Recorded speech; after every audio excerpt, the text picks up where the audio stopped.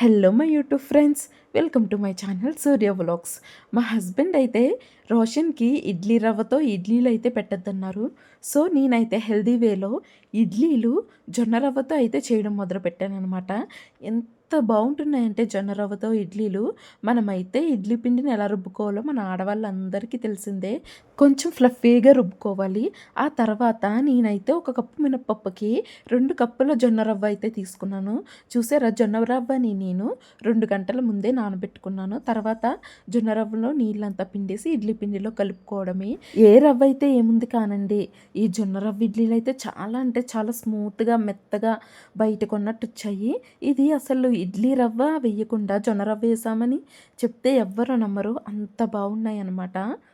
మీలో ఎంతమందికి ఇలా హెల్దీ ఫుడ్స్ తినడం ఇష్టమో కామెంట్ చేయండి. అలాగే నా రెసిపీ మీకు నచ్చినట్లయితే లైక్ చేయండి.